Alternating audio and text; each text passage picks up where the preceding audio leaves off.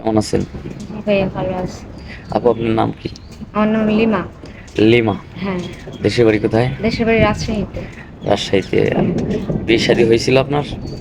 বিয়ে শাদী এখন হয় নাই আমার। কেন? আর কেন হয়নি? আপনি দেখতে শুনতে তো অনেক সুন্দর, তারপরে বিয়ে শাদী কেন হয়নি? আসলে সুন্দর হলে দাম নেই। আজকাল হচ্ছে যার টাকা আছে তার দাম আছে। যেমন আমি দেখতে কিছুটা সুন্দর, বয়সে তেমন বেশি হয় নাই। শুধুমাত্র আজকে বাবা-মার টাকা পয়সা নাই দেখে আজকে বিয়ে করতে পারতেছি না। মানে এক কথা যৌতুকের জন্য বিয়ে শাদী হয় না। হ্যাঁ, হ্যাঁ সেটাই। আপনার বয়স কত? আমার বয়স চলে 20 বছর। 20 বছর না? হ্যাঁ। তো আপনার লাইফ পার্টনার হিসেবে কেমন ছেলে চাচ্ছেন? লাইফ পার্টনার হিসেবে আসলে আমি 40 এর মধ্যে চাচ্ছি। বয়স 40 হোক সমস্যা নাই। যেন ভালো সে একজন মনের মানুষ হ্যাঁ, চাচ্ছেন আর ভালো কি। একজন মনের মানুষ মানে চাচ্ছি। 40 হলেও কোনো সমস্যা নাই। সমস্যা নেই। তার যদি বউ থাকে, দ্বিতীয় বউ হিসেবে যদি আপনাকে এসে বিয়ে করতে চায়, সমস্যা নাই, আমি বিয়ে করব। কারণ সে আমার ভরণ-পোষণের দায়িত্ব নিলেই হইছে। আপনি লেখাপড়া করছেন? আমি লেখাপড়া করছি। লেখাপড়া করছেন না? হ্যাঁ, আমি ইন্টার 2nd ইয়ার পর্যন্ত লেখাপড়া করেছি। রান্না বান্না করতে পারেন? হ্যাঁ, আমি সব কাজ করতে পারি।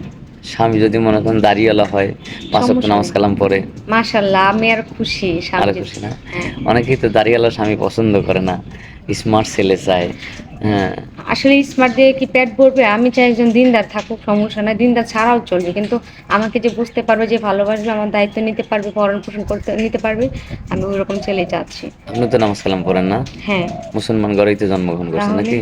সেটাই তো। আচ্ছা, এখন যদি মনে করেন যে আপনার মনের মতো মানে মানুষ পান, যদি বিয়ে শাদী করেন, তাহলে আপনার মানে কোন জায়গায় ঘুরতে আপনার স্বামীর সাথে আপনার ভালো লাগবে?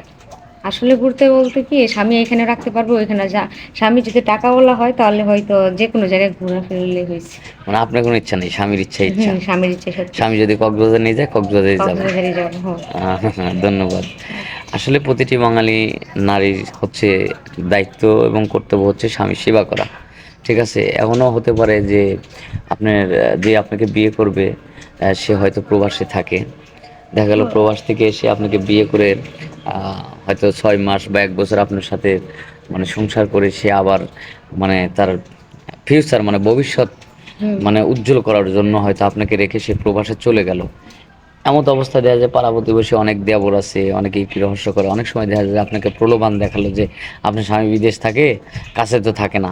হুম। তো আমাকে বিয়ে করেন, সুখী থাকবেন। দেখা গেলো স্বামী যে টাকা পয়সা পাঠাইলো, টাকা পয়সা নিয়ে ওই ওই ছেলের সাথে আবার তো চলে যাবেন না। না, না অসম্ভব। বিয়ে মানুষের একবারই হয়।